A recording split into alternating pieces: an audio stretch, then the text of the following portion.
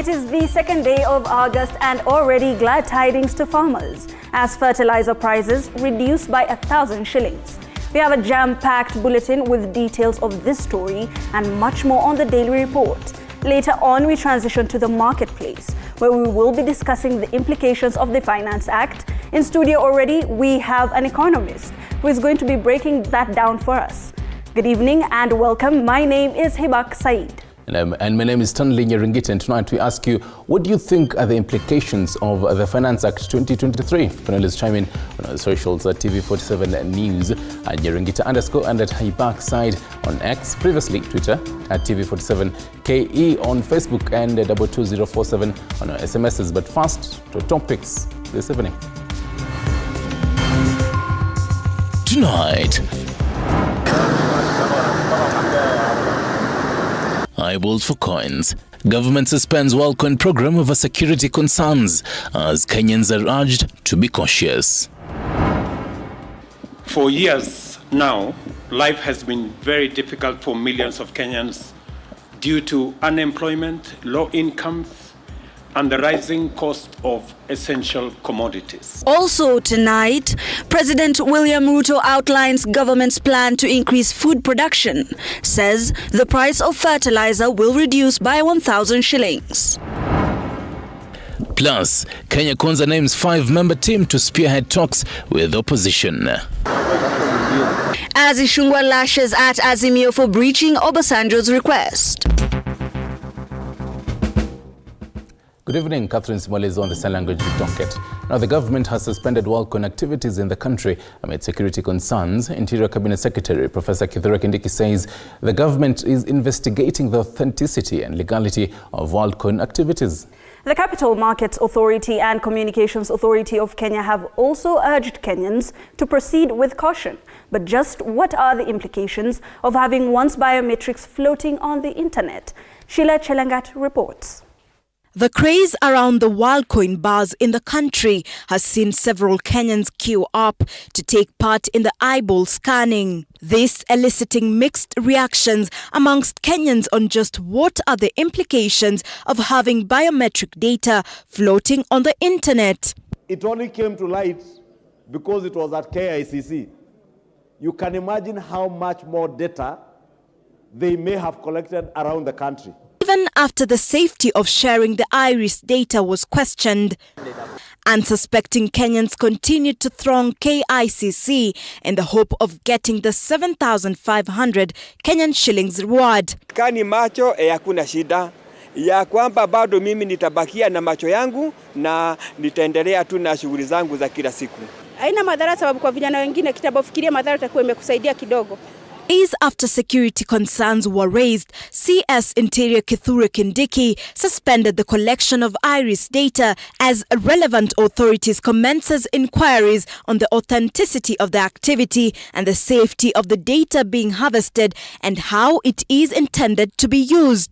But could it be the orders are a tad bit late? I ask myself, why is someone paying me to do registration? From what I've heard is that they are saying they're not the ones who are paying money. They just give you the coins. But then there are also instances where people are saying immediately they've registered and they've received the coins, there are other people who are actually calling them. WorldCoin has had similar controversies in countries like Germany, France, the UK and India. And as of July this year, its website boasted of 2 million users. Just how can Kenyans survive the risks in the digital world? I think just like a normal businessman who wants to venture into something, maybe you need to look at how long has this thing been operational and what are the trends before you venture into it. The Communications Authority of Kenya today also issued a cautionary statement to Kenyans advising to proceed with caution while providing personal data to private actors. On the other hand, the Capital Markets Authority has called on Kenyans to exercise caution as WorldCoin is not regulated in the country. Sheila Chelangat for TV47 in Nairobi.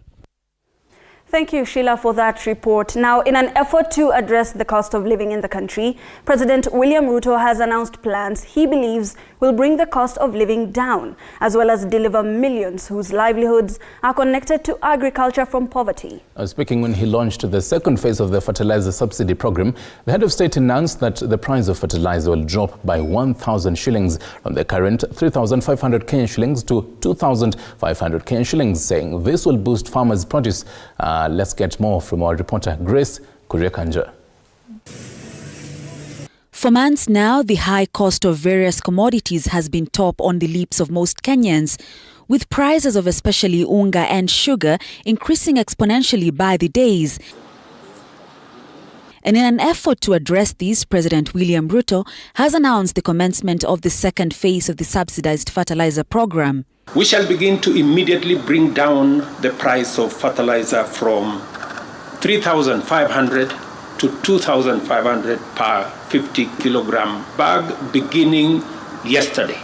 The president added that from the long rain season alone, an estimated yield of 44 million bags of maize is expected, compared to last year's 32 million bags. Our target this year and annually going forward is to produce 61 million bags annually between this year all the way to 2027.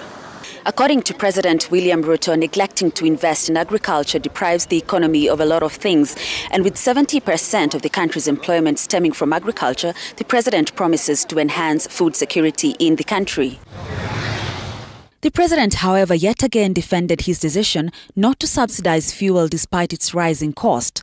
We cannot obviously intervene in everything, but we intervene in the areas that we believe will give us the highest return on our intervention.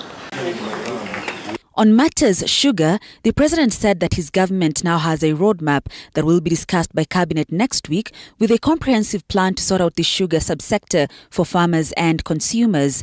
I think in the next 1 or 2 weeks, at least by mid of this month, we will see a different situation pertaining, because that's the time we expect stocks of sugar to come into the country.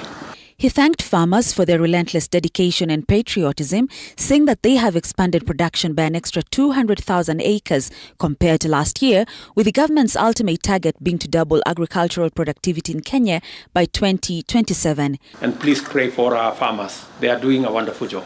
Asante. Grace Kuriakanja, TV47.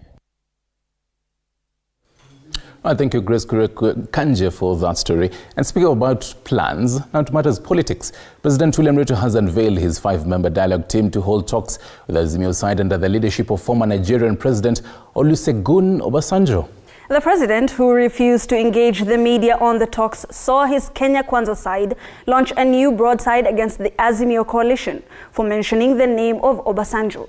Now, claiming the former Nigerian leader who had wanted his name kept off from the public eye. Apollo Kumar reports on a day headline stances on the talks agenda continues to deepen. And your second question? My second question, Your Excellency, is ahead of the anticipated talks between Kenya Kwanza and Azimio. Please, let's not go there. Let's not go there. President William Ruto remained evasive on the much-anticipated dialogue between his Kenya Kwanza side and the opposition Azimio, minutes after his camp unveiled the 5-member team to be led by National Assembly Majority Leader Kimani Ichung'wah to meet the Kalonzo Musyoka-led Azimio dialogue team. Let them sit together and agree. There are certain things which cannot be resolved through, kangaroo discussions outside of Parliament. Remember, the way I saw it is the membership is both parliamentary and non-parliamentary. You see, that kind of membership has its own challenges, coming up with things that may require legislative, engagement. So that in itself has some challenges. Kenya Kwanza launching a broadside at Azimio leader Raila Odinga for dragging the name of the talks facilitator, former Nigerian President Olusegun Obasanjo, to the public limelight, contrary to his request, with Ichung'wah terming the move as regrettable. The push and pull on the role of Obasanjo in the talks came as Kenya Kwanza, in a statement by Ichung'wah, further revealed there was an agreement in the Mombasa Friday meeting that there will be no handshake or power sharing and that violence will not form part of the country's political discourse. Azimio maintains the agenda of the talks should remain open, terming police brutality in the recent protests, inclusivity in government, and the cost of living, plus their previous grievances as a must in the talks. They are also talking about the entrenchment of leader of opposition, the entrenchment of CDF. But these ones do not concern the people of Kenya. When we had peaceful demonstrations, as you go around Kenya, you realize that the first thing that people talk about is about the high prices of food commodities, the inflation that is hitting this country. Kenya Kwanza further claims the Friday meeting agreed on 5 issues to be tackled in the talks, among them the reconstitution of IEBC, the 2/3 gender rule, the entrenchment of the Constituency Development Fund CDF, the establishment and the entrenchment of the opposition leader's office, and the anchoring in law of the office of the Prime Cabinet Secretary. Kenya Kwanza has named National Assembly Majority Leader Kimani Ichung'wah as its delegation leader. Others are Majority Leader in the Senate Aaron Cheruiyot, Embu Governor Cecily Mbarire, Yala MP Hassan Omar, and Bungoma Woman Representative Catherine Wabilianga. No date has been set for the talks ahead of a crucial Azimio Meet the People Baraza in Migori this coming weekend. Apul Kamau, TV47. Right, now on to the corridors of justice. The Environment and Land Court has issued orders stopping an executive order that lifted the ban on logging. This is after the Law Society of Kenya moved to court to challenge the directive, arguing that there was no public participation before the ban was lifted. And as George Maringa now reports, this is not the first time the head of state is finding himself in a collision course with the judiciary. On the 2nd of July 2023, President William Ruto announced the government's decision to lift the ban on logging 6 years after it was imposed. The ban was implemented during the tenure of retired President Uhuru Kenyatta, and the decision to lift the moratorium on logging, President Ruto said, was prompted by the need to open up the economies of areas that depend on forest products. The Law Society of Kenya, LSK, moved to court to challenge the directive, arguing there was no public participation before the said ban was lifted. Exactly a month after that announcement, the Environment and Land Court has halted the lifting of logging ban and stayed its implementation. Orders are granted staying the government's directive on the revocation of the gazette notices previously issued for degazettement of forest areas or designating areas as forests, and the reintroduction of the Shamba system, Justice Oscar Angote's ruling read in part. Further, Justice Oscar Angote has barred the state from granting such licenses and permits to fell trees. Speaking at State House Nairobi, hours after the court's ruling, President Ruto defended his order, noting that lifting the logging ban won't hinder tree planting. I know there has been concern, for example, on the lifting of the moratorium on tree harvesting. I want, for avoidance of doubt, that will not be an occasion to reverse our tree planting exercise. What we are doing. This is not the first time that the courts are quashing the president's directive. The finance bill as well faced hurdles in court, whose hearing is pending. The fate of the 50 chief administrative secretaries, CASs, appointed by President Ruto remains unknown after the High Court declared their appointment as unconstitutional. On the halting of Ruto's lifting on logging ban, Justice Angote directed that the application and orders be served upon the parties for a hearing on August 14th, 2023. George Maringa, TV47, Nairobi. I thank you, George Maringa, for that. From that, Interior Cabinet Secretary Professor Kithure Kindiki now wants the Teacher Service Commission to shorten working period for non-local teachers in SL areas following the runaway insecurity in the areas. Appearing before the Parliamentary Education Committee, Kindiki recommended that teachers receive risk allowances, further adding that the government is seeking alternative ways to deal with this matter. Andreen Kilemi reports. people who are causing this terror. Appearing before the Parliamentary Education Committee, Interior Cabinet Secretary Professor Kithure Kindiki issued recommendations to the Ministry of Education, further laying out the government's plan in dealing with teachers' insecurity. In northern Kenya, we are investing in creating more administrative units, and we have already mapped out the whole region, and we have a whole program starting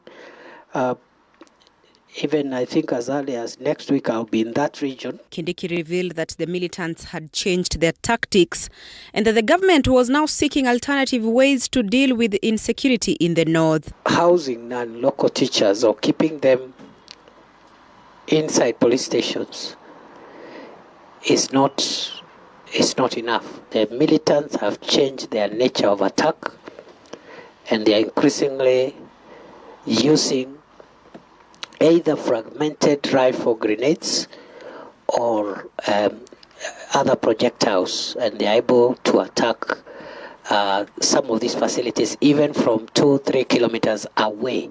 The Interior Boss also affirmed that attacks on non-local teachers are fueled by incitements from locals and as a result, affecting the quality of education in the area. He said placing teachers in the areas for too long affects their mental health, proposing that the Teachers Service Commission shorten working period for non-local teachers in the insecure regions. We would recommend shorter periods of service for non-local teachers in those areas.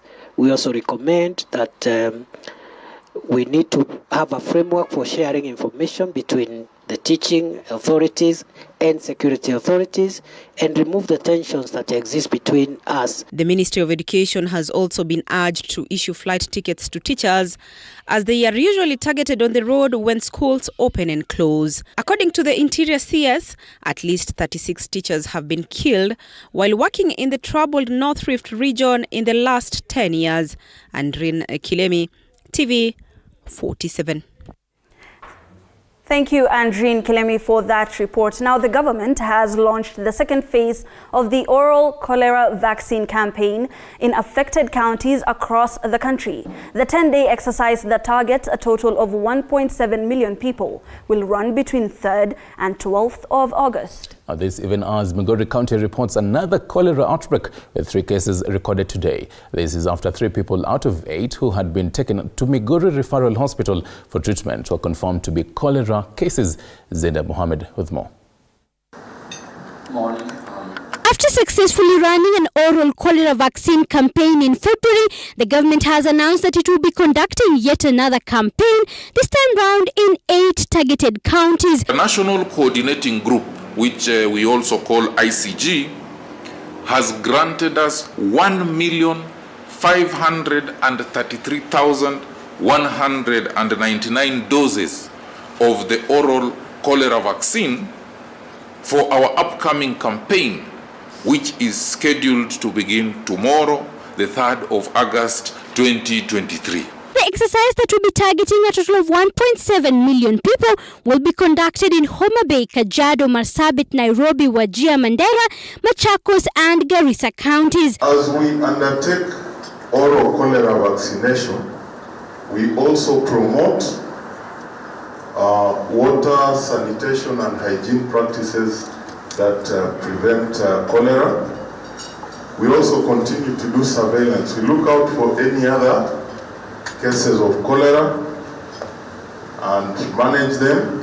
This even as Migori County has reported a cholera outbreak after 3 people out of 8 who had been taken to Migori Referral Hospital were confirmed to be ailing from cholera. The county's health CEC has urged Migori residents to maintain high standards of hygiene so as to prevent the disease from spreading further. According to the recommendation by World Health Organization, is that when you have a suspected case, all of them must undergo treatment. So we have put them in isolation ward, and currently we are making what we call contact tracing. A total of 11,897 cases and 196 deaths have been reported since the outbreak of cholera was reported in the country in October last year. In February this year, the country conducted its first ever oral cholera vaccine campaign that saw 2.2 million people aged above 1 year in Nairobi, Garissa, Tana River and Wajir counties get the jab. The exercise that resulted in a significant reduction of cholera cases in those counties achieved a 99.2% administrative coverage and 93.2% coverage in a post-campaign survey. Zainab Mohammed, T47. Now, on a sad note, at least 185 Kenyan workers have died in Saudi Arabia between the year 2020 and 2022. The year 2022 witnessed highest number, with at least 77 Kenyans losing their lives. Now, the deaths and abuse of Kenyan women in Saudi Arabia fuels demands for the government to act on the matter, with Labour Cabinet Secretary Florence Bore saying the government has put measures in place to avert more deaths. Now, the number of reported cases of the deaths per country, one is Kingdom of Saudi Arabia. We had 185 Kenyan migrant workers that lost their lives from 2020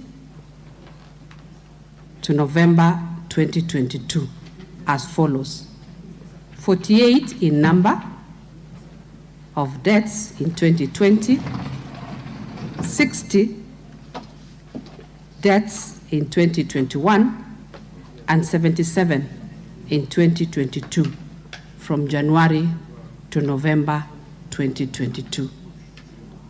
Then United Arab Emirates, we had 45 Kenyan migrant workers who lost their lives from 2020 to December 2022 as follows: 10 deaths in 2020, 17 deaths in 2021, and 18 deaths in 2022. The state of Qatar, 53 Kenyan migrant workers lost their lives from 2020 to December 2022, with 26 of them in 2022.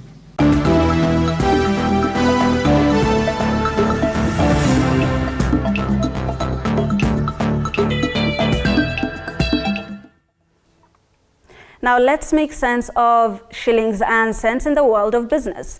Uber has partnered with M-Pesa to facilitate direct payment for cab drivers without bank accounts. Imran Manji, the East African Regional CEO, says the move will bring the ease and convenience of mobile money to riders and drivers. According to Safaricom's results for the last financial year, the company processed 6.4 billion payments through M-Pesa. This is further supported by data from the Central Bank of Kenya that shows the number of total card payments in the country were at 70 million for the same period, marking cashless payments the most preferred mode of transaction. What an exciting day today is to be here announcing the launch of M-Pesa payments, now available on the Uber platform. This is an exciting play of two companies in technology whose core purpose is about transforming lives. If you look at Uber and how it's transformed, not only how transportation is utilized, but also the capability for people to have a way of earning a living and doing so on a sustainable basis. It's a really exciting time for us as Safaricom, who as a purpose-led tech company, at its core is focused on how we are enabling customers to be able to pursue their lives in a connected manner, connecting them to other people, connecting them to opportunities, and helping society as a whole. M-Pesa is now available on the Uber platform, provides a convenient way for customers to have easy access to making a payment for a ride, where credit cards have limited availability. Cash provides all sorts of safety concerns in carrying big amounts of money, or even worse, having enough money to being able to pay for the ride. M-Pesa solves that because that money sits in your wallet safely and you can make the payment on demand as you need on the M-Pesa platform. And this is but the first of many things to happen as you see technology players bringing platforms together for the common good of the citizen. And the Kenyan banking sector's contribution to revenue has increased from 6.8% of total tax to 8.9% in the last financial year. The total contribution now stands at 181 billion shillings, which the sector attributes to a favorable tax policy framework, which facilitates sustainable growth. Now, the total tax rate, which is a measure of the ratio of all taxes borne relative to profitability, was 43.09%. This can also be calculated to bring about the Kenya Bankers Association profits to around 50%. Take a look. Banks have made deliberate efforts, policies and programs to ensure that we pay every tax that is due and should be paid. I think my other takeaway is that so year-on-year growth, we had 39% increase, and the reason I think this stands out is because it outstrips all other parameters that you can look at. Members of the KBA contribute a significant share in the total taxes that KRA collects each year. The major driver in the bank's performance in tax remittances is income tax, which include the corporation tax, withholding tax, and pay as you earn. Other taxes remitted by banks include the VAT and excise duty. Banks remain committed to meeting their tax requirements. This duty is also aligned to the industry's commitment to sound governance and ethical practices that remain critical for the industry stability. If we really want to achieve this aspiration, we really must recruit more taxpayers, increase the tax base for us to then make sure that we have more people participating towards the payment of taxes. This commitment reflects a high level of compliance with tax regulations within the industry and compliance with the tenets of sustainable corporate governance. It's also a strong signal of adherence to a high standard of integrity and good governance that sets a good example, for all sectors in the economy.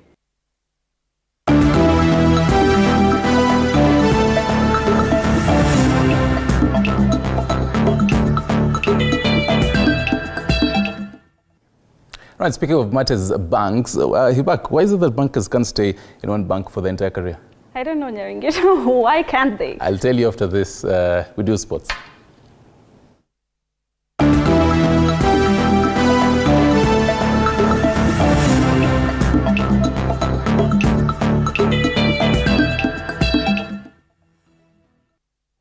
To the wonderful world of sports. Sofapaka FC today unveiled Burundian Francis Haringingo as the club's head coach, his backroom staff and the newly signed players at Marsit College in Karen.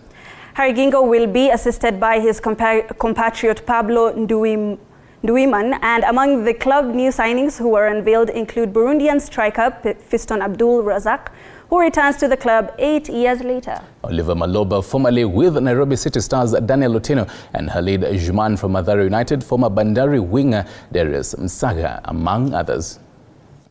Tuko na kocha mpya ambayo naenda ku-introduce kwenu pamoja na second assistant wake. Kuna vile tumefanya program kama Sofapaka. Kocha ambao tumekuwa naye na ambayo tuko naye bado tumemchange kidogo kikazi na amepewa naita promotion, sababu kila mtu anapofanya kazi lazima afanye kazi kipromotion. Sahi ni director ya technical. Kuna wachezaji pia wapi ambao tumeleta nje ya changing ya kwa technical bench ambao wamekuja kutusaidia. Sofapaka ni timu na mimi nimefuatilia sana. Ni timu kubwa Kenya, ni timu kubwa kiafrika. Juu ni timu nimefuatilia historia yake, nimeifuatilia sana. Sasa nilikuwa namshukuru sana kwa confiance yenye amenipatia kuweza kunileta hapa. Sina vitu mingi ya kusema. Mimi sipendaki kusema sana. Nasemeaga ndani uwanja. Now, double Olympic and world champion Faith Kipyegon has been named as the Sports Journalist Association of Kenya's Sports Personality of the month of July 2023. It's definitely, and Kipyegon was awarded for sensationally breaking the women's mile world record at the Monaco Diamond League, winning the race in a new 4 minutes, 0.764 seconds, marking this a back-to-back SJX award for Kipyegon, who was rewarded last month for bagging the women's 1500 meters for world record at the Florence Diamond League on June 2nd, and 5,000 meters the fastest time at the Paris leg. And I'm so grateful. I thank you. I thank Ashjak team. I thank LG for the present and for the award. I took it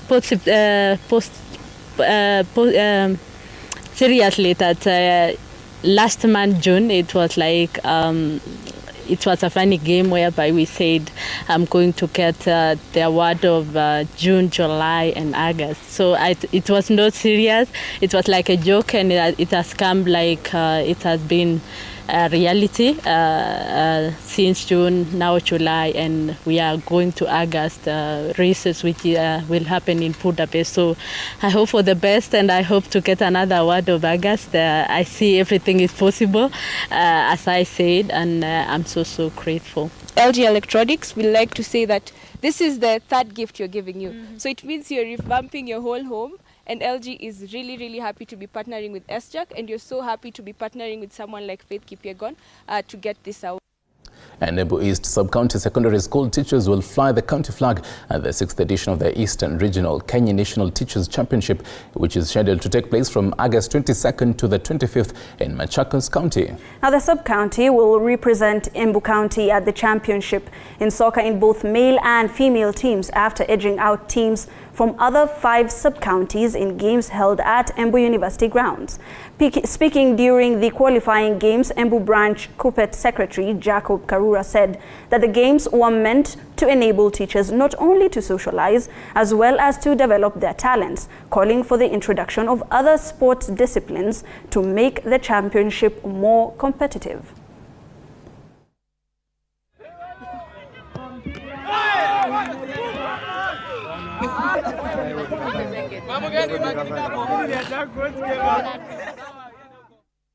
Now, South Africa national football ladies team have booked a slot in the knockout round after defeating Italy 3-2 in the ongoing FIFA Women World Cup in New Zealand.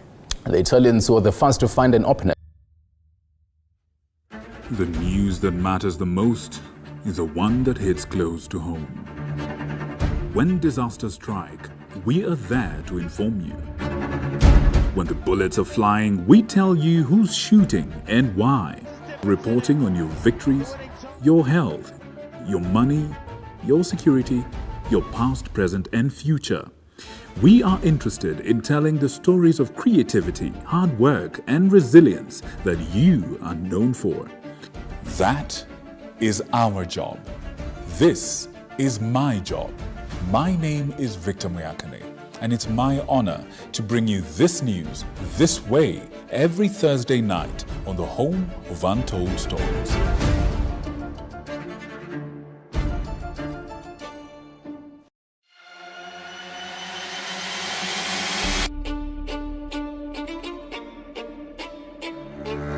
Katika majengo haya, hapa ndipo sheria zinapotungwa na zinapopakuliwa. Nitakuletea viongozi mbalimbali, mirengo mbalimbali, wote kwa pamoja wakipika na kupakua. Tutawapa nafasi kuweza kuangazia changamoto na mafanikio ya ugatuzi katika ukumbi wa siasa kila siku ya Jumanne kuanzia saa 1 kamili na kuendelea.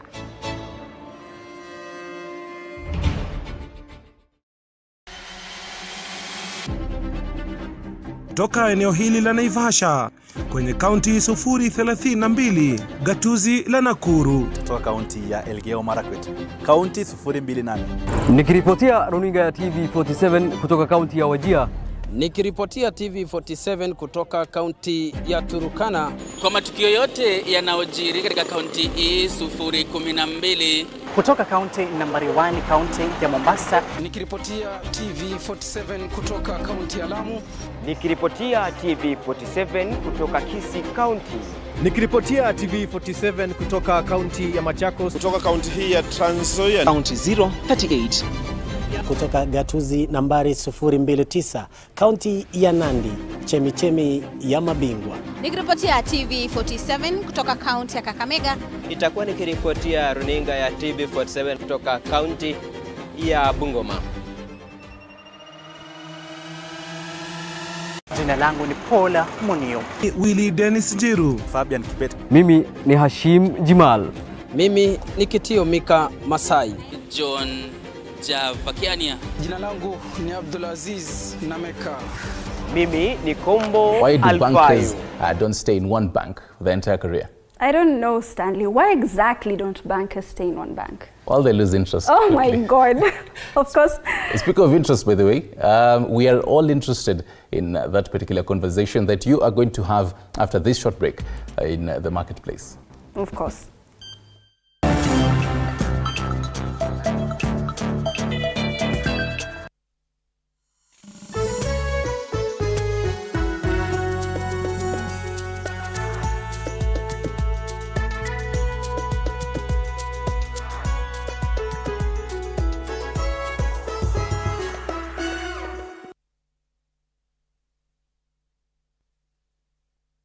Sasa ukiwa na as low as 200 shillings. Yes, so mbili unaweza futa landlord kazi. Kila mtu sasa anaweza kuwa home owner na boma yangu. Jishikie keja yako leo. Start saving any amount towards the 10% deposit required for unit allocation. Jisajili kupitia *832# ama uingie www.bomayangu.go.ke. Kisha weka shilingi 200 kama registration na deposit yako ya kwanza. Usipitwe, chukua hatua, ujipatie keja yako leo. Piga *832#.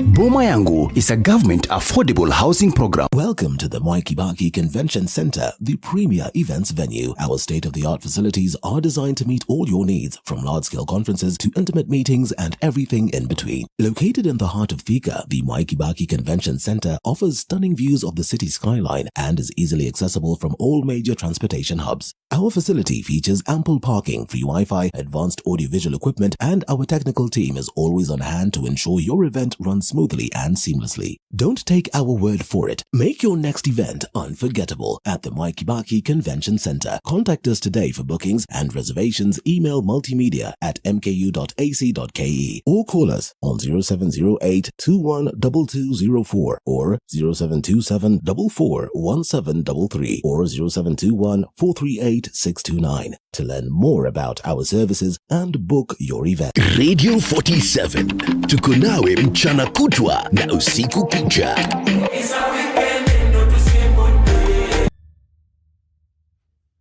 The news that matters the most is the one that hits close to home. When disasters strike, we are there to inform you. When the bullets are flying, we tell you who's shooting and why. Reporting on your victories, your health, your money, your security, your past, present, and future. We are interested in telling the stories of creativity, hard work, and resilience that you are known for. That is our job. This is my job. My name is Victor Muyakane, and it's my honor to bring you this news this way every Thursday night on the home of Untold Stories.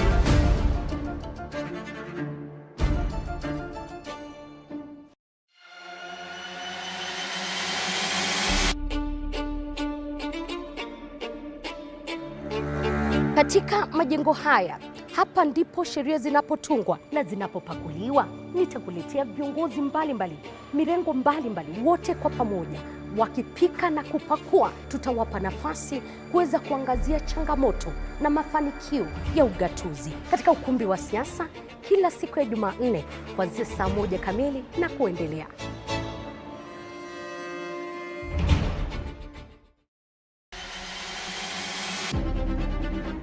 Toka eneo hili la Naivasha kwenye kaunti 032, gatuzi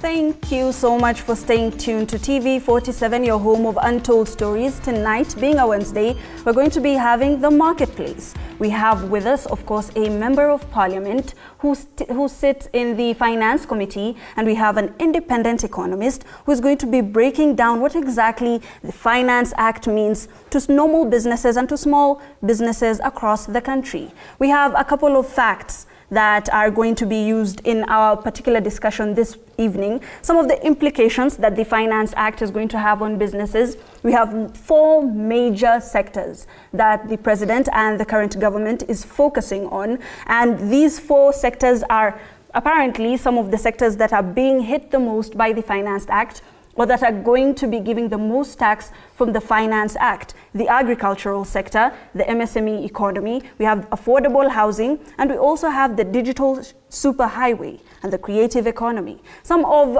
the numbers that we're going to be crunching that can bring us up to par with this particular conversation, we're going to be breaking it down with you. Biego Mheshimiwa, if you could just tell us, now that the President has just spoken about agriculture as a main giver to the economy, and he has spoken about how we are going to be cutting 1,000 shillings from fertilizer prices so that we can have, gains in the long term. What exactly does this mean to the Kenyan people in the long term? Well, thank you so much for that. And of course, we are all alive that what the Kenya Kwanza government is actually up to is on reducing production. And one major component of the farm is fertilizer and the seeds. And now that we are subsidizing, or rather now that the fertilizer price is going low, what it's going to mean is that we are going to have production which will have less amount of money which has been produced, products which have been produced less. So that will exactly mean that it will bring the cost of those particular products lower. Like now, the flour will come lower in the long run. So you're saying that when fertilizer prices have been reduced, it will have a long-term impact on normal commodities in the household. Tuva, if you could just tell us, as an economist, is this a plausible thing? Before we dive into the Finance Act, this is something that is current, that is happening today, 1,000 shillings. In the long term, the short rainy season is coming. What does this mean for the Kenyan people? Okay, as Mheshimiwa said, thank you very much for having me. As Mheshimiwa said, in the long run, we are trying to encourage farmers to actually do more farming. So at the end of it all, it means more people, even those who are not farmers, will also start doing farming because of the cheap fertilizer and so on. So all in all, we'll be seeing more production in the future. Maybe more production means a bit of the cost going down after some time. So in the long run, it's a good thing for the economy. Just yesterday, the President was speaking about some of, the highlights of his tenure now that he is 1 year in. He said that the Finance Act is one of the things that are going to propel this country economically to where he envisions it to be in the next 5 years or so. He spoke about the Finance Act in, saying that a lot of Kenyans don't necessarily hate the Finance Act. They just think that maybe the Finance Act cannot be used to implement what exactly was promised. What are your thoughts about this? I think it's a double-edged sword. To start with, taxing people, it's not really a really popular thing to actually do. But in the long run, we had maybe 2 or 3 different options to handle this particular situation. Going back to the lenders and telling them we cannot pay them or we need more time to pay them was not one of them. Would be very negative to us. Telling people that we're not going to spend with the government, they must spend. So the other option was just to help us to help us deal with the situation, was to make sure that we're actually taxed. So it's not very popular, but in the long run, I feel it's going to be a good idea. Things like the housing levy being rendered to most of the employers. Of course, no one wants to lose 2,500 or whatever amount, the 3% of your child's salary. But if you look at it critically, you're talking about something like, if you look at someone who was maybe earning 50,000, they're basically, the difference between what they used to earn back then and now that the Finance Act has been implemented is around 1,500 bob. So unless someone really sits down and understands what's actually going on, they might feel that it's a bit stressful, but it's something which I feel is manageable, and in the long run it will really be something for us. Maybe we could have that clip playing of President Ruto and his sentiments from yesterday when the cabinet secretaries were signing new contracts. The animation which characterized national and parliamentary debate over Finance Act is, in my view, had more to do with the absence of a consistent culture of promise-keeping in our politics and of faithful alignment between government policy and the people's aspirations. Some Kenyans are even suspicious that we are implementing revenue measures without any intention to deliver any public services at all, let alone the elaborate agenda that we have set out. While I appreciate the goodwill and concern, I wish to state in no uncertain terms, in order to clear any confusion and to give comfort to all Kenyans, that this administration is committed, fully committed, to the implementation of the pledges and commitments contained in our bottom-up economic transformation agenda plan. That's the president talking about why exactly the Finance Act is not being perceived or taken very well by the Kenyan people, and maybe even saying that he further goes on to say that the Finance Act is exactly what the country needs. Now, we are just going through a couple of the numbers and the implications that this has had on Kenyan businesses, especially small businesses. If we could just have that running. The agriculture sector, farm tools are moved from zero rated to exempt. We have the MSME economy, where the turnover tax has been moved from 1% to 3%. And these are just businesses that are earning 1 million to 25 million shillings.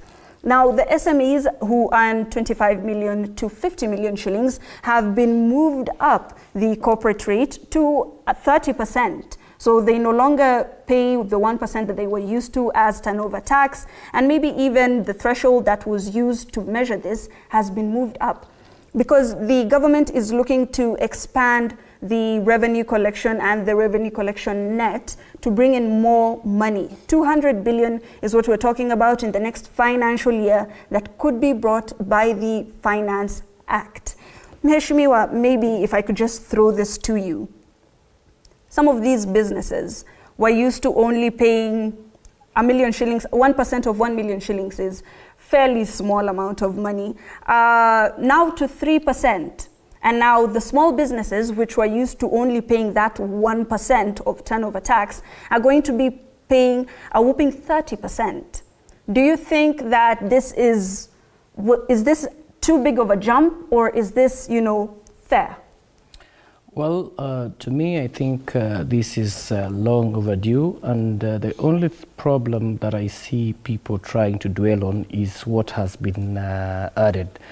But why don't we talk about also those advantages, the many other things that have been reduced? For sure, we've just been talking about fertilizer, and there's now the zero rating on the raw materials that are used for local manufacturing of fertilizer. That has been reduced. Zero rating on maize, wheat, and cassava flour is also something that we need to know that it has gone low. There is also the zero rating on raw materials for the manufacture of vaccines.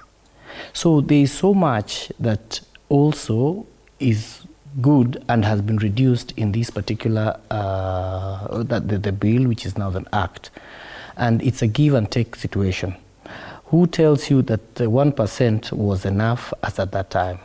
Why the country was not moving forward is because we were not having enough resources to at least ensure that the government programs going forward. So we need infrastructure, we need electricity, we need roads and many things. And if we don't get it right on the tax, then it means we will not have the development in this country.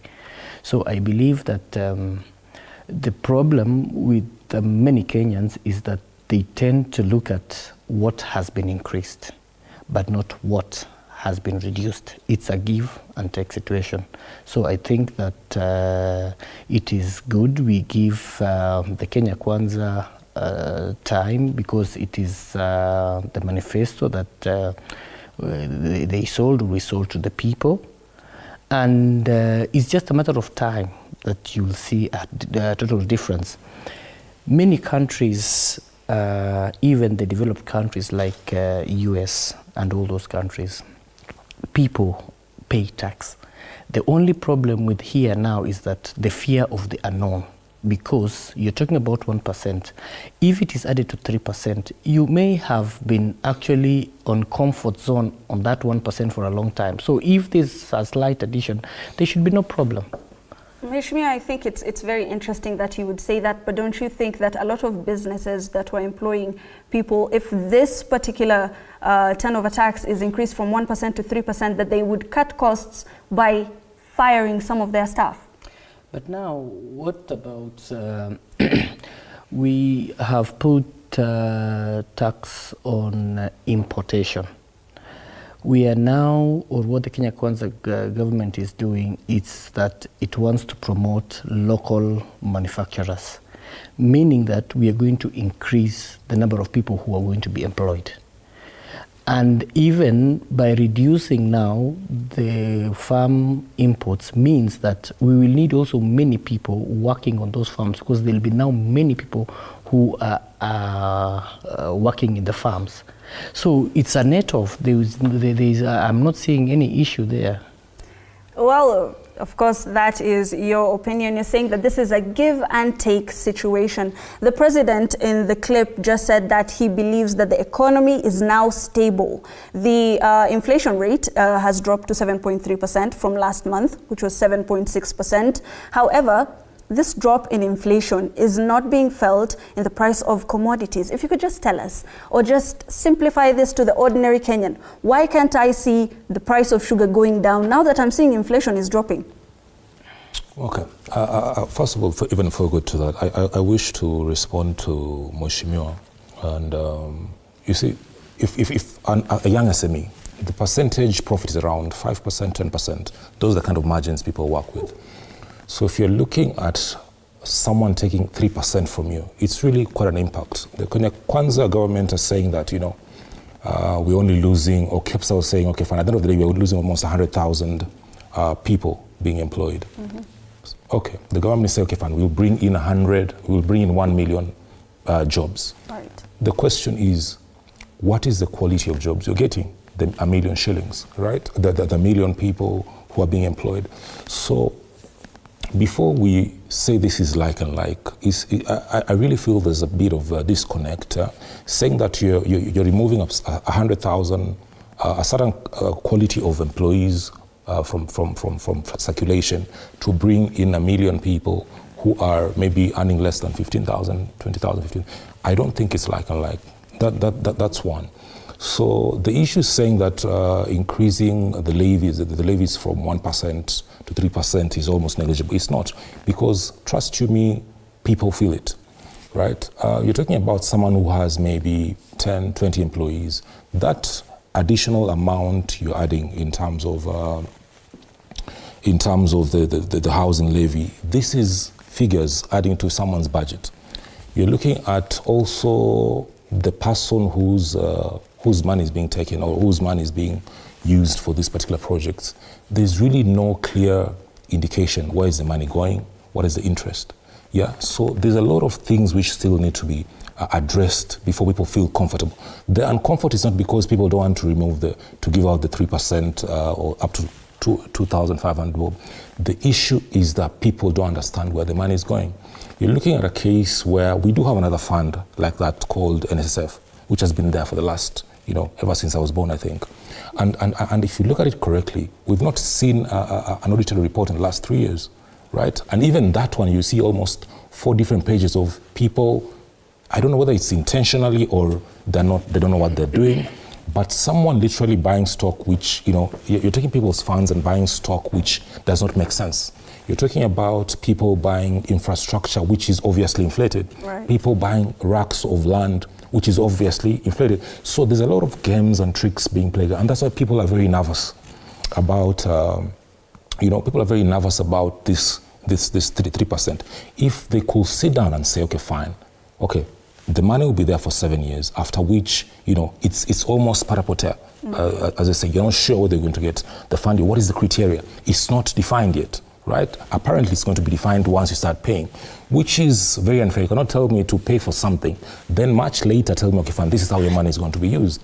So if the government could sit down and figure out how do we make these people comfortable, right? So I feel even before we proceed to start implementing actually the Finance Act, all these items need to be clear, so that people jump into this particular project all with the same agenda. You're talking about saying investors will come and build the properties. Investors will come in. Are they local investors? Are they international investors? What kind of deals are we making with them? Right. Yeah. Tuva, you have very valid concerns, and I think we should give Mheshimiwa some time to give a rebuttal for this. He says there's not enough clarification. He's saying that 1 million shillings, if a business, especially for the border sector, the mama mbogas, they're earning 1 million shillings in a year. If you increase this from 1% to 3%, it's going to have very heavy implications on them. What do you say about that? First and foremost, I don't know whether we're talking about the same thing, because when you're talking about the 3% of housing, it is 1.5. It's 1.5, so it is not 3%.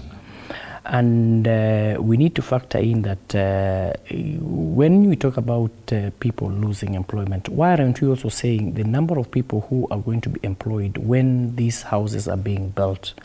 The housing program is quite important and key for us, because what is going to happen is that you're going to get advantage twice.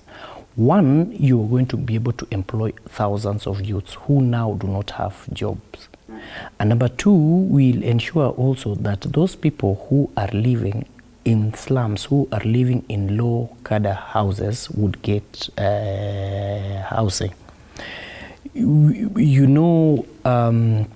What he's saying is that they do not, it's the uncertainty, they do not know, but people have not got enough information about this Finance Act, and that is... Mheshimiwa, who exactly is the person who will give clarification? And maybe for our viewers who are watching this, it's not a 3% levy, it's a 1.5% taxation taken every single month. A levy would have, the Kenyans will be able to take this money after 7 years. That was the initial plan, but now it's no longer the plan that is going. It's just a taxation like NHIF and SSF, and you will not be getting anything from it. Yes, sure. Of course, that clarification needed to be made.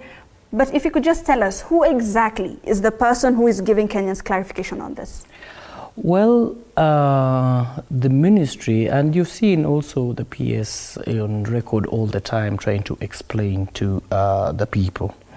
We as the Finance Committee, in fact, it was 3%, and then later, due to public participation, there were so many players who came in and gave their suggestion, and that is why we finally landed onto the 1.5 after listening to the views of the people. What I've only realized and what I've known with Kenyans, they are very rigid when it comes to change. We have to start from somewhere, and this is where we are supposed to start from. This is a new government, a government that wants this country to move forward. And what I may only agree with my brother here is that the conversation that we should be having right now here is how are we sure that the monies that are being collected are well utilized? That should be the conversation. But whether or not that people are supposed to pay tax, if the tax is high or low, it's neither here nor there. Right, Yes. right, Mheshimiwa. I will throw this back to you in a minute. However, you have said that it's a fairly young government. However, again, the president was very confident in saying that the economy has now stabilized, and I will again throw this question to you. Inflation is at 7.3%. What exactly does this mean for the ordinary mwananchi? Why am I not seeing these prices changing? Okay, you see, we don't live in a bubble. There's a general, it's a global whatever. So even if things are low on this side, the dollar is actually working also on this other side. So the balance somehow is not equal. So you're realizing that, for example, if someone was buying, let's say, unga at X amount, and there's some other expenses which come and also increase your expenses, there's really no balance. So that if for example, all matters were constant, right, then if someone can be able to see, to actually see the difference. But because there are other factors running around, we cannot really feel it solidly. Mm-hmm. Yes, yeah. Mm. You have spoken. Before I come to you, Mheshimiwa, I will throw this question so you can clarify whatever you need to say. But affordable housing, you had said, now we're talking about 1.5% and not 3%, as was initially agreed upon.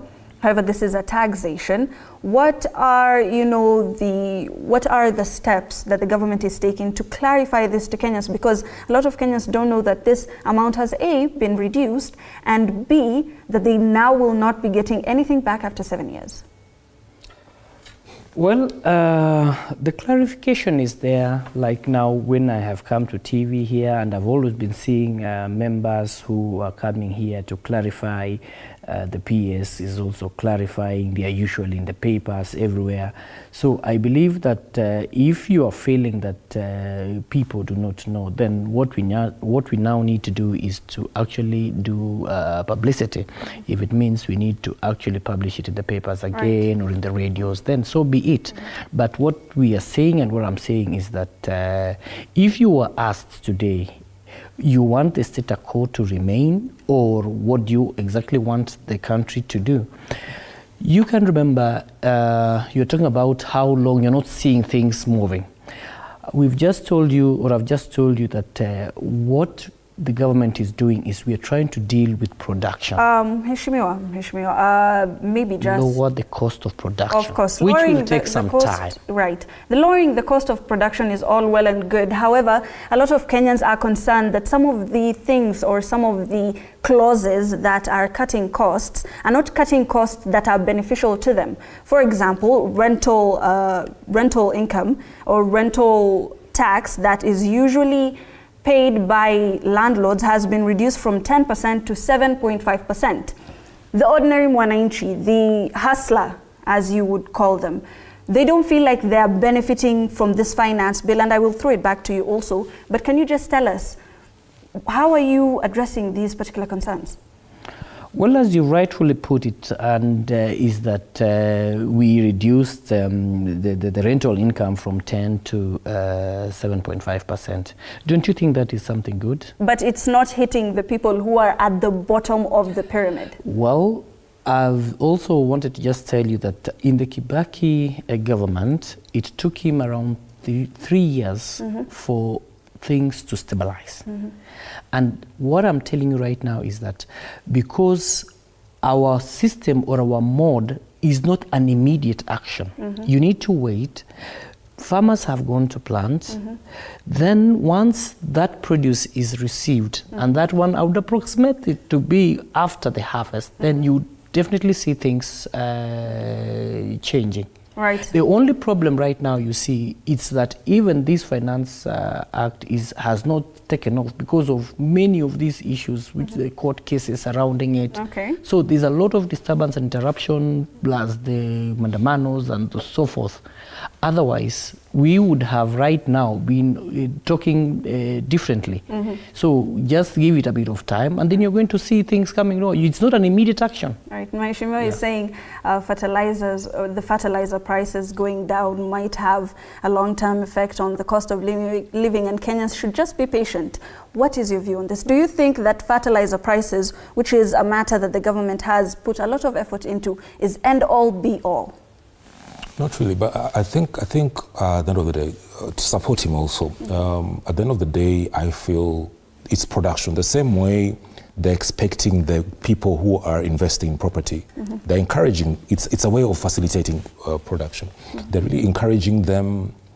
What I'm trying to say is not everything that they're doing is bad. So in this particular case, they're encouraging people, right, to invest in property, right? Tell them, okay, fine, we'll not charge you the 10%, right? We'll bring it to 7.5. So at the end of the day, they're trying to push all productions from all sides. Right. The fertilizers for the farmers, real estate, and I'm sure there's some other actions they're also taking to make sure that the boosting productivity. The only thing is that they are doing it at a very high level.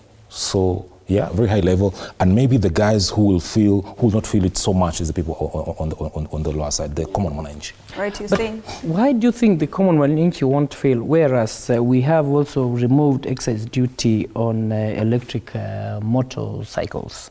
And that is going to actually bring down the costs by around, operational costs by around 50%. Right.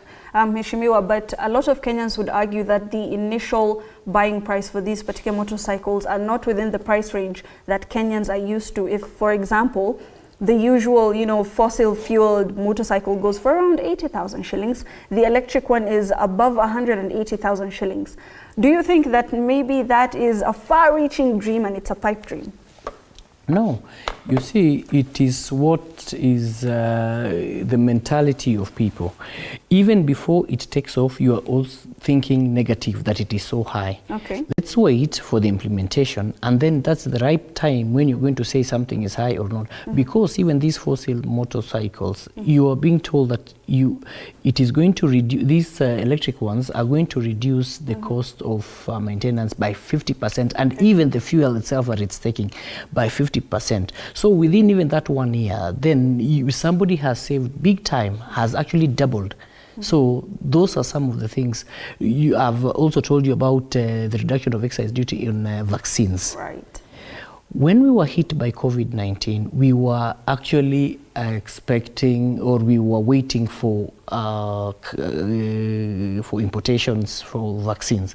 But now we will have our own vaccines. Right. God forbid if another pandemic is to come or something of that sort, then we are okay. Right. Even the pharmaceuticals, we have removed excise duty on the pharmaceuticals. Yeah.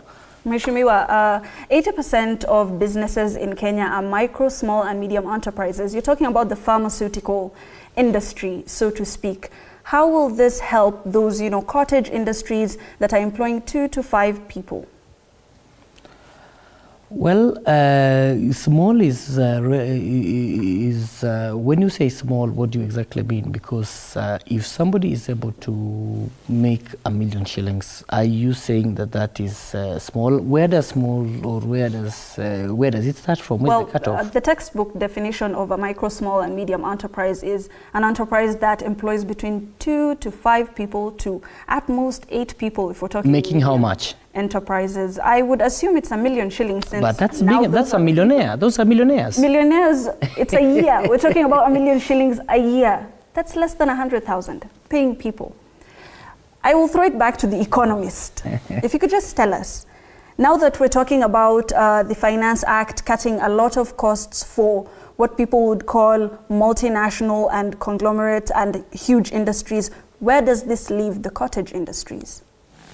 I'll tell you for free, we're going to lose a lot of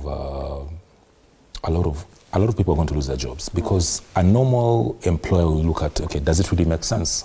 If I was paying, let's say, X amount last month, why would I want to pay more? It doesn't make business sense. I'll move more into automation and the like. And you realize some of these, I wouldn't call them taxes, but some of these levies being charged are not, they don't have a cap. Yeah, things like the health sector, it doesn't really have a specific upper limit. So at the end of the day, they are going to feel it, especially SMEs, right? So again, the margins are small. We are not we're not really making so much. So telling someone, okay, fine, give us almost half of your profit is not really adding up. Right. Of course, we have a clip to that effect. One of the employers and people in the e-commerce sector have a lot to say to that. If we could just play that clip.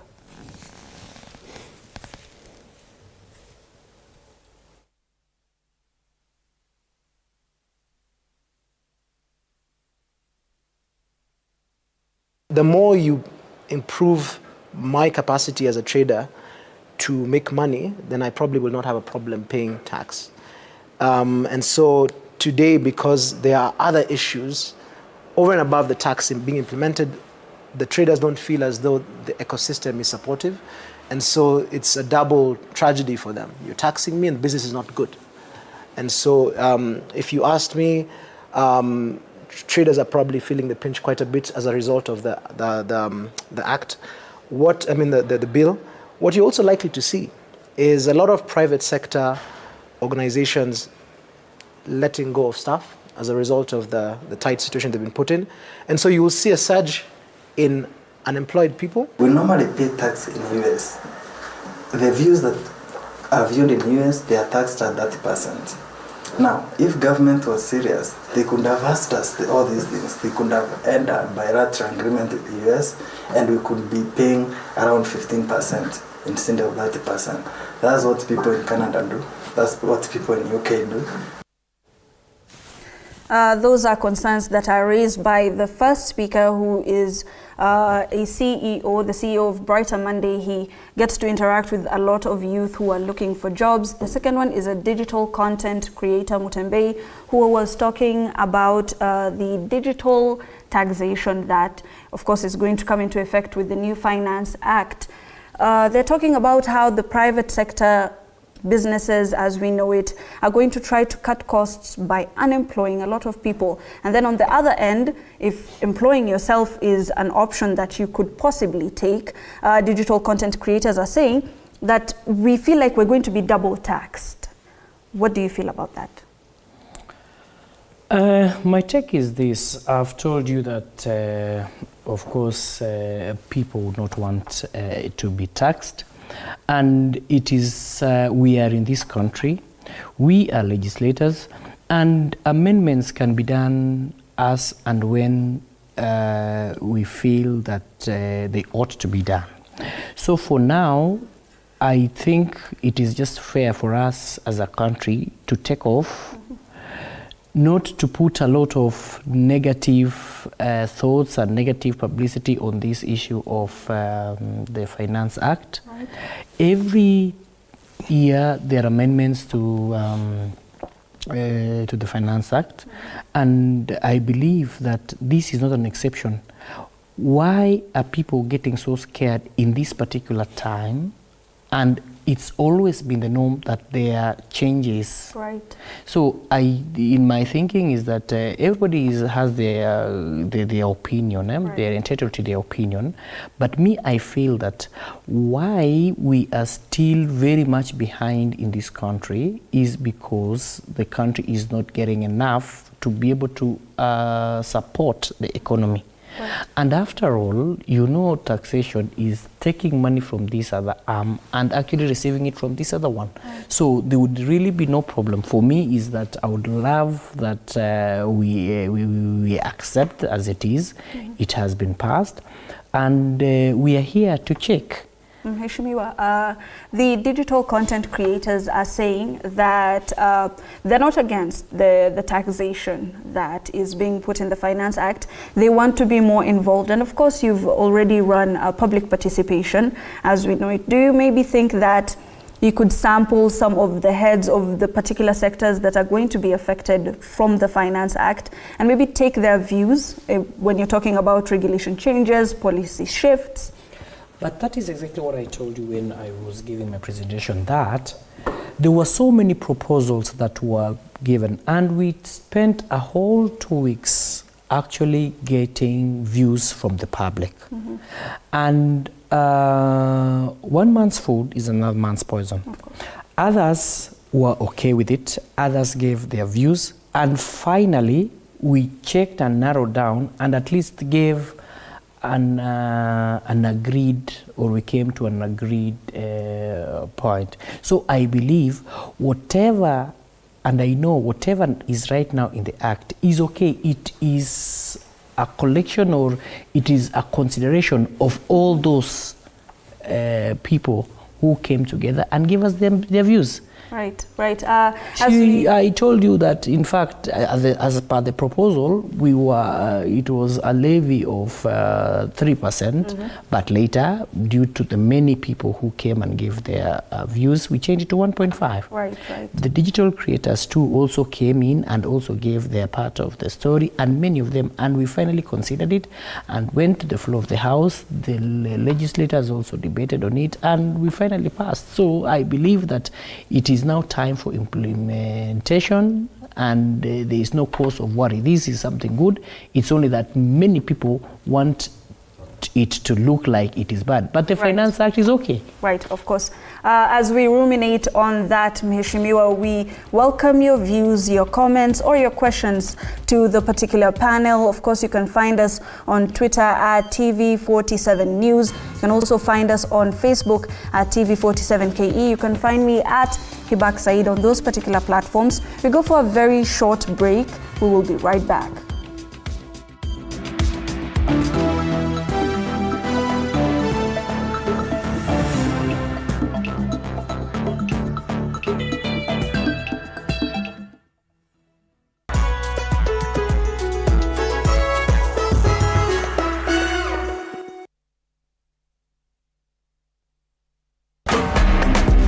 Radio 47 tuko nawe mchana kutwa na usiku kucha.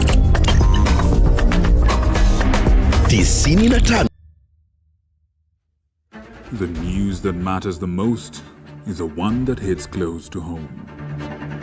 When disasters strike, we are there to inform you. When the bullets are flying, we tell you who's shooting and why. Reporting on your victories, your health, your money, your security, your past, present, and future.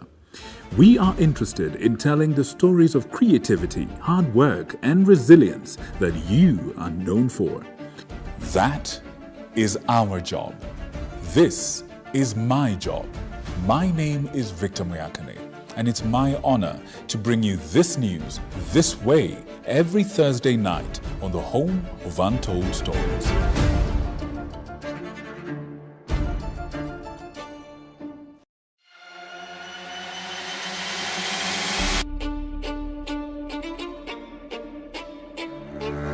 Katika majengo haya, hapa ndipo sheria zinapotungwa na zinapopakuliwa. Nitakuletea viongozi mbalimbali, mirengo mbalimbali, wote kwa pamoja wakipika na kupakua. Tutawapa nafasi kuweza kuangazia changamoto na mafanikio ya ugatuzi katika ukumbi wa siasa kila siku ya Jumanne kuanzia saa 1 kamili na kuendelea.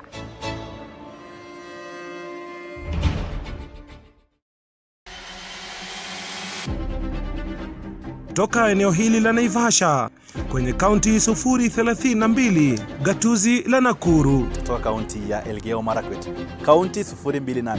Nikiripotia runinga ya TV47 kutoka kaunti ya Wajir. Nikiripotia TV47 kutoka kaunti ya Turukana. Kwa matukio yote yanayojiri katika kaunti hii 012. Kutoka kaunti nambari 1, kaunti ya Mombasa.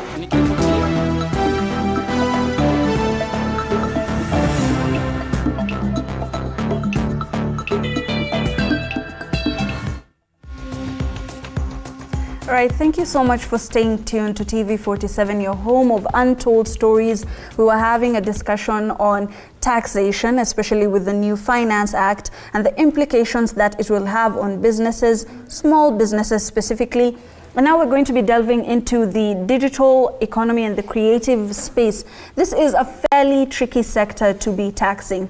The Finance Act is going to ensure that content creators are going to be paying 5% withholding tax. Mheshimiwa, if you could just tell us, knowing that this is a very tricky sector to be taxing, what were the modalities that were going into ensuring that is this 5% enough, or is it too little, or is it too much?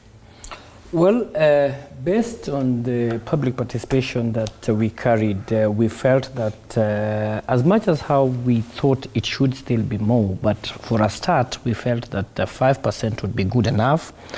And you see, the world, the country is moving onto the digital platform. If people can be able to make thousands of monies in the digital platform, why not? That is where everybody is shifting to.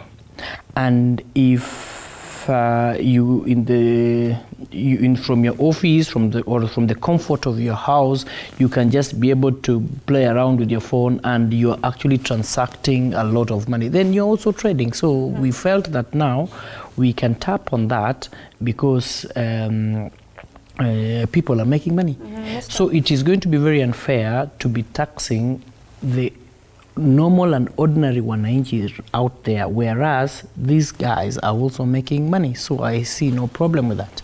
Right, and if we could just have that running, the digital asset tax, which is a fairly new, domain that the government is trying to tax, will be taxed at the rate of 3% on the transfer or exchange of value of digital assets and intellectual property.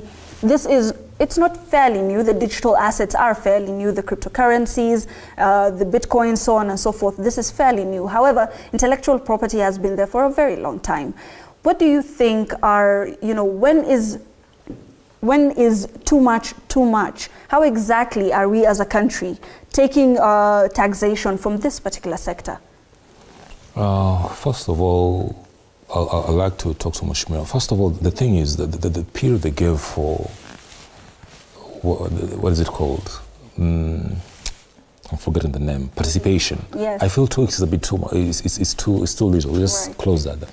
But creativity is not like buying skuma or buying a bundle of unga. You cannot tax it the way you it's very hard to quantify creativity. Exactly. So you realize that you cannot quantify my expenses. How much time did I spend at night creating this? How much? So I felt also to give people a bit more, and it's quite a new industry. I felt that they should have given people more time, right? Giving people more time, maybe in the next 3-4 years to start taxing them. That said and done, it's basically scaring the younger people who want to get into this particular industry. They're scaring them, one, into the person will not venture into it, fearing they'll be losing money, or two, they'll be hiding it. Right, so you're basically creating criminals without wanting. Do you think that that's a valid concern? No, but you see, you cannot discriminate in terms of taxation. For example, if you are taxing a teacher who is earning around 30,000 or thereabout, or anybody else, or anybody earning over 24,000, you in the digital world, in one transaction, 2 transactions, you can even make more than that in one day, not even in a month. So what would be wrong with that? And I've said that if somebody actually can be able to trade in that, because of course you'll use M-Pesa and those modes of transfer of funds, so that is how people will know, or the taxman will know how much you are dealing with. So I believe that the young people who are also earning and using their intellect to earn through the phone are Kenyans normal, just like the others. If you can tax those other ones, why not this? Right, Mheshimiwa. However, the government was planning to add employment, especially on the digital space. 1 million youth is what we're talking about. 35% of the youth are not employed at the moment. Don't you think that taxing, this digital tax is going to throw them off from taking jobs? Because now they're like, is this really an amount that I'm going to be paying? What are the modalities? How is this going to be done? But it has got some, if you are dealing with a certain amount, I'm not very sure right now the particular amount, but an amount more exceeding a certain amount, that is when taxation starts. So I'm not really understanding why it should be a problem. Yeah, if you are earning money, whatever way, what is the difference if a youth opens up shop right now, or a youth opens, for example, a petrol station or whatever, or sells gas, or is selling whatever mode they're selling, and you are saying that it is okay for that one to pay tax, whereas this one who is getting, the same youth who is getting the same amount of money does not want to, should not pay tax. You see, it is a matter of the law does not discriminate. Right. And that my dear friend here said that you would have given more time. All along, they've not been paying, so and it's not that it is starting today. It has always been there. And there's a start and the beginning of something. Even had we stayed for that 3 years, as he says, and as his proposal is, even come that time, people would still say that give us more time. Mr. Tuva, is this a valid way in which revenue collection can be expanded for the country? I really don't feel this target market was the best to target. Again, I still insist quite a new industry, right? Compared to people who are selling stocks for X amount of years, people who are selling land and, you know, the landlords and all these other people doing shops. That's a very old industry. Creativity on the other side is not as old as you want to show us. It's quite new. You look at the new influencers we currently have. Most of them are buying their first cars. You know, they're very happy about doing their first, you know, 1, 2 things, an event here and there. And you need to understand that it's not creativity is not very direct. Yeah, so you realize someone is showcasing on their platform a new Range Rover, but in real sense, it might not be. You know, it's still part of the whole creativity industry. So what the legislators went and did, they sat down, went through people's profiles, and based on that, they pegged the whole industry on this particular item, which I did not feel was fair, right? So, as I said, it's creativity. You can't really pinpoint whatever is happening, or, you know, the truth from the fallacy. Right. So I felt a bit more discretion was supposed to be put into it. People really sit down and understand what is going on. Of course, the KK government has really introduced a lot of young people into the government, so I'm sure that helped. But I still felt there's some bit. This is the point they've not touched here. Right, and taxing the creative economy is quite hard. However, as the conversation comes to a close, Mheshimiwa, as your committee was discussing some of, you know, the measures that they're going to take to expand tax collection by 200 billion shillings, do you feel that maybe there are sectors that, you know, it might have gone wrong on, and some sectors that they had, you know, pinpointed correctly? Because he is raising a very valid concern. Well, to me, I see it differently, because if I may ask, what is being taxed? It is the amount that you are making. So regardless of whatever you are doing, it is the money that you are raising, and that is what is being taxed. So there are also young people who are opening shops right now. There are young people who are entering to new business now, and they're making money. So the idea here is what is being taxed is what you are making. If you are doing, if you're in the creative industry and you are not making money, then you're not being taxed. So the idea here is that you are being taxed because you are actually trading and you are actually making money in this particular space. And I don't see anything wrong with that. I thought probably, as you had started, is you are asking whether the amount is okay or not okay. But if somebody is making money, regardless of whether the industry is new or not, then you have to pay taxes. Right. Another concern that was raised in one of the clips that we played of a content creator, Mutembe, he was saying that a lot of content creators who have taken to these platforms to earn a living are so scared of double taxation. They're already paying tax in another country, and now there's this 5%. What would you say about that? Well, to me, what is clear is that everything is should be done under the law. Double taxation should not come in, and if they prove that it is, of course, anybody would not want to be taxed twice. But now we need to understand that is it actually really double taxation? If they prove that it is double taxation, then I believe that we will have to look into it and also amend or make changes, so that should not be an issue. When you are starting something, there are of course challenges, and that is why there are amendments. Every now and then we are making amendments. So I'm not seeing any problem with that. Right. Mr. Tuva, what are your thoughts on this? Double taxation is one of the concerns that they brought up. I'm already paying tax in the US. That is where this app is coming from. Why should I pay tax here also? Yeah, again, it still comes back to participation, right? Because I believe it came from a ministry, then to Treasury, then to his office, right? And the other legislators. I've not seen them come to the ground and, talk to, sit them under the mkanju or under the mango tree. I've not seen that. So, everything was done, completed, and the final document was drafted. And okay, fine, this is the plate. What do you want to remove? Yeah, so the plate was already there.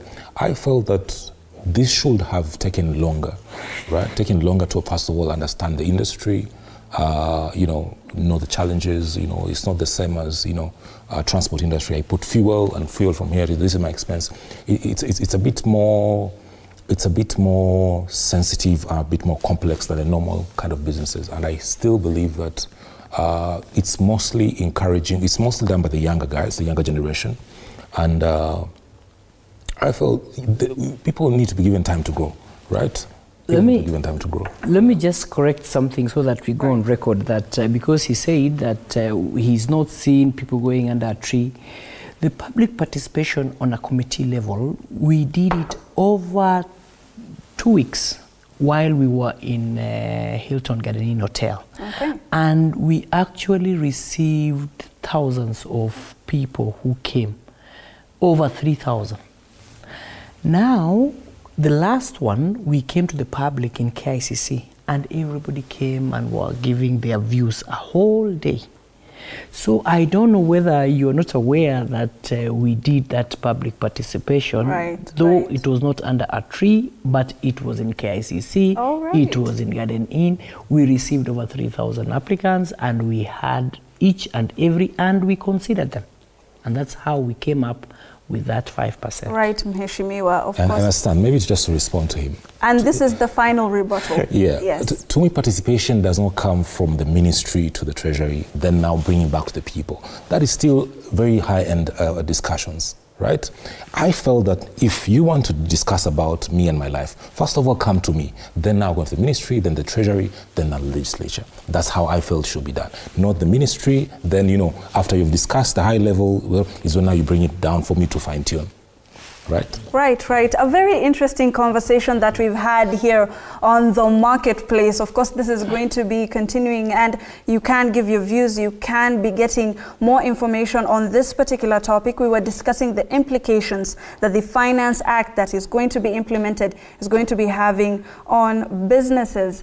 And maybe even as we have taken all of these things into consideration, the people are the people who are going to be making that decision finally. And maybe Stanley, if you could just tell us, what are some of the implications